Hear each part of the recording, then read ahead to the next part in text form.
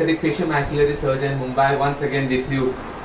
We work on creating beautiful faces. We practice in the heart of Vashi Navi, Mumbai, and our practice is basically towards creating beautiful faces. We do hair transplants, hair restoration surgeries, hair restoration procedures. We do a lot of aesthetic procedures, aesthetic surgeries like facelift surgeries, blepharoplasties, otoplasties, rhinoplasties, and other surgeries to enhance the facial beauty. And we also do a lot of laser surgeries, and also we do non-invasive non-surgical procedures like the Botox, fillers, threads, and other things. So that's how we practice. And today we have a patient for whom we have done a hair transplant. This guy had actually lost a lot of hair in the posterior part of his head, in the occipital area and on the vertex. So basically he had a huge burn in this area, because of which he had lost a lot of follicles. So he had a big scar area on the vertex area and the occipital area. So he had been getting trouble, and aesthetic was a big concern for him. So we took up the challenge, because it's a scar. We knew that we're not going to get beautiful results, but we took up the challenge and we did a transplant of almost like 3,000 grafts in this scarred area.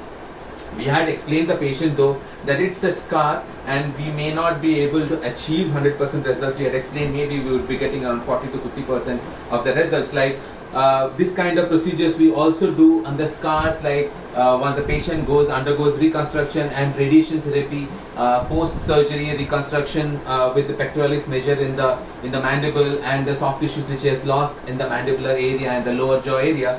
So we have done a few patients and we have got excellent results. That is basically to camouflage the scar which is there. Basically it doesn't look very aesthetic, just to camouflage that area. We also do the hair transplants in this area so that the patient has a good quality of life. So that is how we did, and we took up the challenge, and we have done a hair transplant of almost 3,000 grafts. We have done one sitting, and we have told that we would be requiring almost another 1 or 2 sittings just to get good results there. So it is just 1.5 months now, and we have got a decent amount of results. Hair has started growing in, and if you can see here, so a little bit of follicles we can actually see here, a little bit here and there we can see. But then now what is important is to maintain this. So what we have decided now is every month I'm going to do some PRP therapies, PRP sessions for him. I have told him very clearly that we need to go into PRP sessions to kind of enhance the growth of it. So how does the PRP works actually? So PRP is nothing but a platelet concentrate. As we all know, platelet-rich plasma. We centrifuge the whole blood, and then we take the platelets, we concentrate in the platelets, and we take the platelets and we inject that there.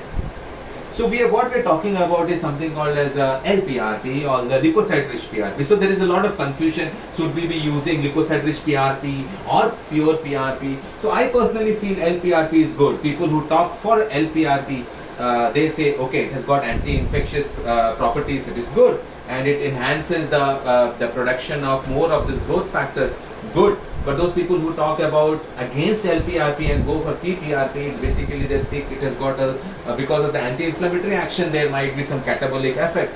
It all depends upon the surgeon and depends upon the physician who is treating. So I would prefer to go in for LPRP.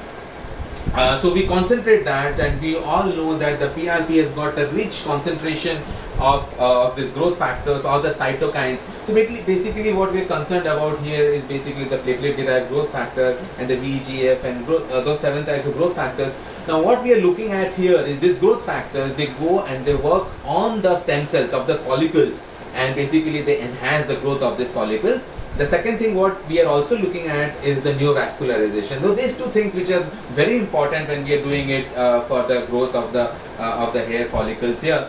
Now if the patient is suffering from androgenetic alopecia, we do this PRP therapy.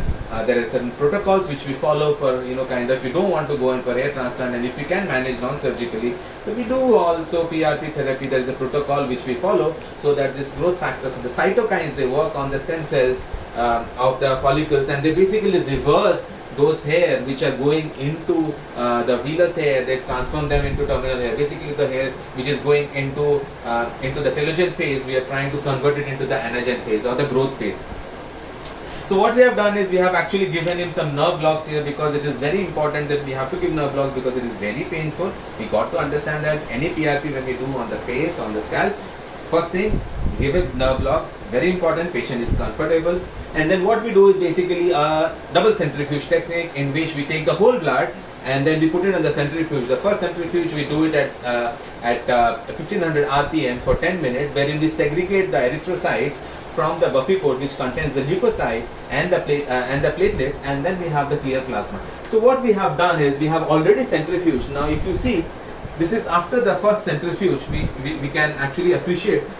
So after the first centrifuge, we have actually segregated the erythrocytes which are sat down, and in between we have something called a buffy coat, which is like hazy kind of a thing which contains the leukocytes at the bottom towards the lower part, and the PRP and the platelets at the top, and then we have the clear plasma.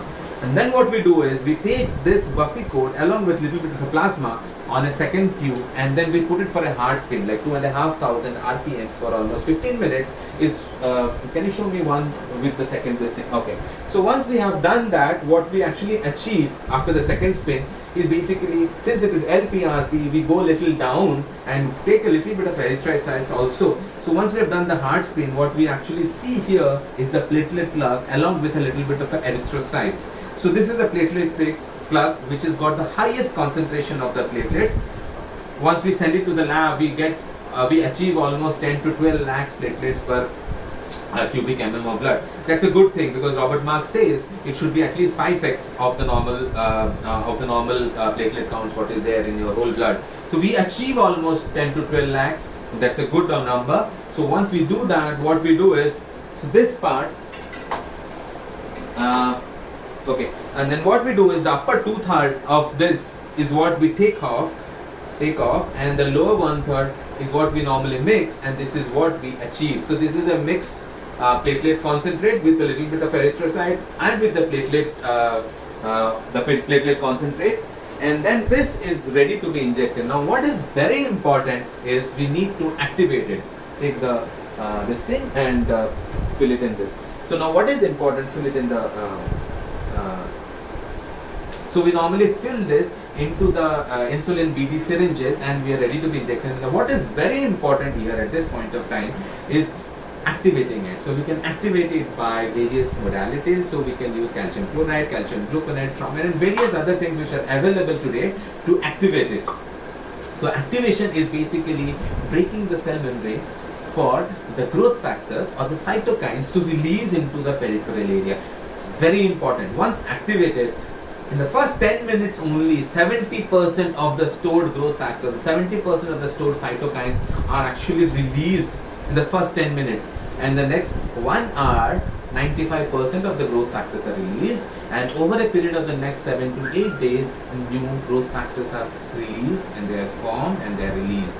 Okay, now what we are targeting is the first 10 minutes. So what we are supposed to do is, for example, hold this. So this is calcium gluconate. Now we have filled this up, insulin syringe, and what we have to do is, just before you inject, just activate it with calcium gluconate. Now we have added calcium gluconate in this sterile bowl, and what we are going to do is just aspirate. So we aspirate 0.9 is to 0.1. That's the concentration which we activate. That's the ratio which we normally use for activating the PRP with the growth with the calcium gluconate, and that is what we do. And then what we do is basically we inject it. So we are all ready. No, we have not taken it. So as I mentioned, the patient we have already kind of anesthetized. We have given a nerve block, and yeah. So we have aspirated this at the ratio of 0.9 to 0.1. So the whole thing gets activated, and then we start injecting into these areas. And here we go. Now since we have given the nerve blocks, the patient is pretty comfortable. That's a usual procedure which we normally do after any hair transplant surgery, because it is very important. Once the patient undergoes a hair transplant surgery, he must undergo sessions of PRP therapy. Otherwise, the results are not going to be as good as what it would be once we have done the hair transplant. So it is mandatory pre-operative before the hair transplant. We also do the PRP therapy, and post-operatively we tell the patient to continue doing the PRP therapy. It is mandatory. We have to say the patient that it is mandatory. It's very important. Very, very, very, very important.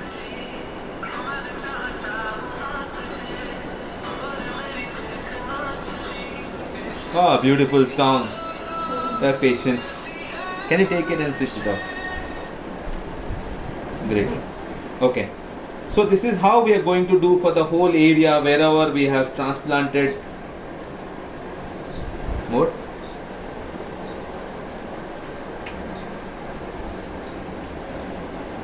Aspirated.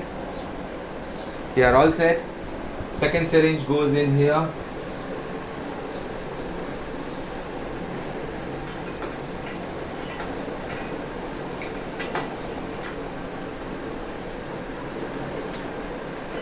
After every session, we do it, we leave a gap of 1 month and call the patient back for the second session of PRP. Gauze please, gauze please.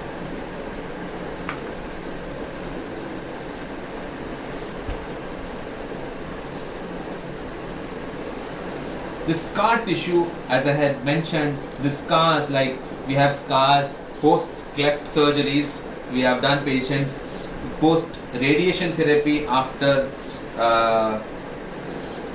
cancer surgeries and reconstruction. We have done patients, as I mentioned, we get almost like 50% results. If I have grafted about 3000 grafts, we are able to kind of generate about 1500 follicles there, and we are able to get, but that's actually a decent number, and we can advise the patient to go in for the second stage and the third stage. That actually camouflages it, and then we get very good results. Now along with that, give me, don't aspirate, give me the derma roller.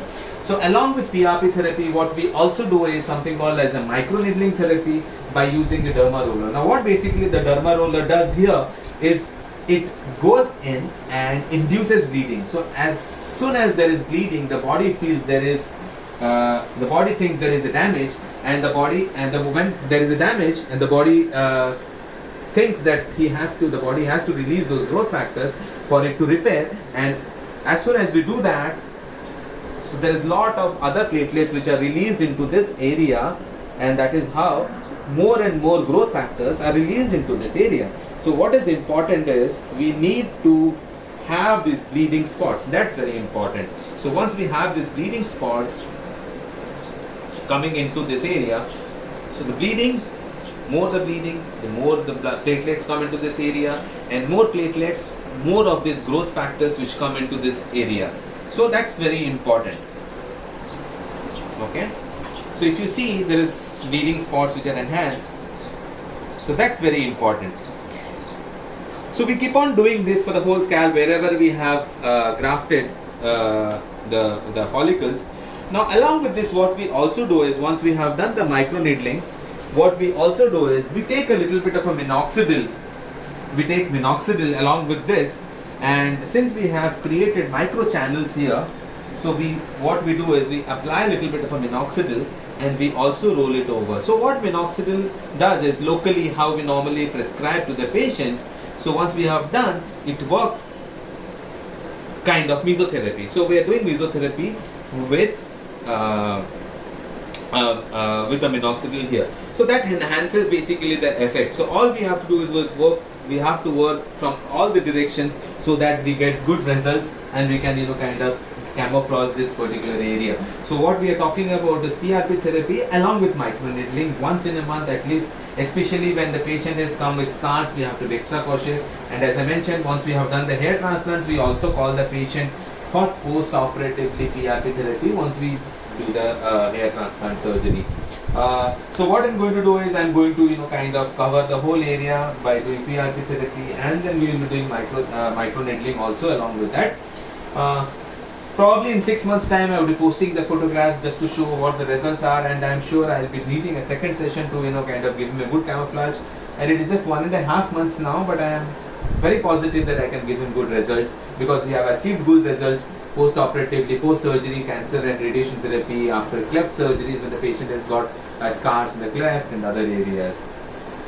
That's all from my side now, guys. Thank you very much. Dr. Arun Panda, Aesthetic Facial Maxillary Surgeon, Mumbai, once again with you. Keep on posting your queries. I'll be more than happy to help you out. Thank you. Bye-bye.